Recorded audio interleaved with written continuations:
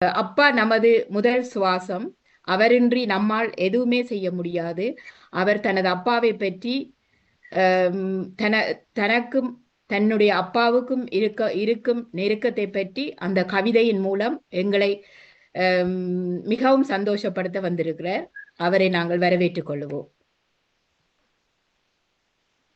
தருணியா. வணக்கம். எனது பெயர் தருண்யா. எனக்கு 10 வயது. நான் தமிழ் பாடசாலையில் 5ஆம் வகுப்பு படிக்கிறேன்.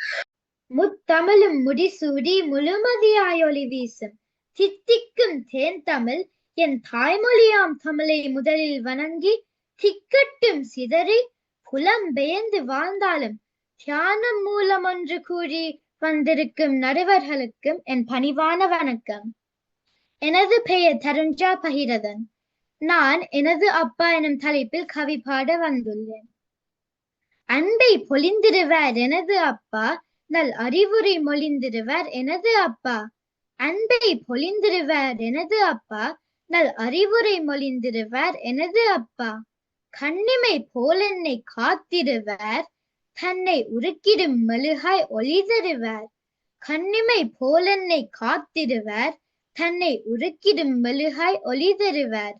தனக்கென வாழாது எனக்காய் வாழும் எனது அப்பா, எதை கேட்டாலும் வாங்கி தரும் உள்ளம் உனதப்பா.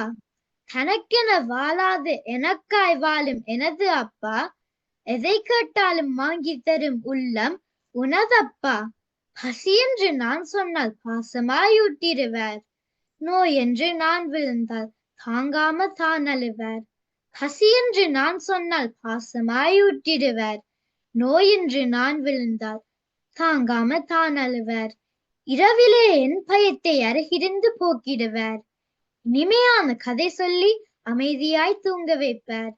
இரவிலே என் பயத்தை அருகிருந்து போக்கிடுவார், இனிமையான கதை சொல்லி அமைதியாய் தூங்க வைப்பார். தன் வழிகளை மறைத்தென்னை வாழ வைப்பார் எனது அப்பா. வாஞ்சையோடு கொஞ்சும் போது குத்திடும் உன் மீசை அப்பா. தன் வழிகளை மறைத்தென்னை வாழ வைப்பார் எனது அப்பா. வாஞ்சையோடு கொஞ்சும் போது குத்திடும் உன் மீசை அப்பா. இந்த வாயாடி கேட்கும் கேள்விகளுக்கு வாய் ஓயாமல் பதில் சொல்கிறீர்களே அப்பா.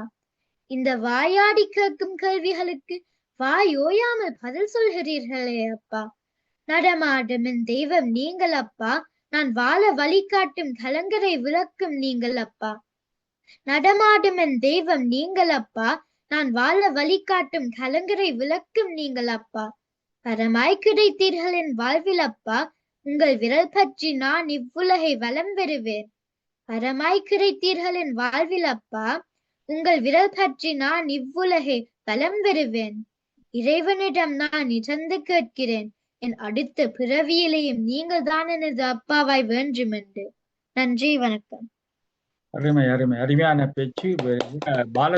ஆனந்தி பாலதாசன்.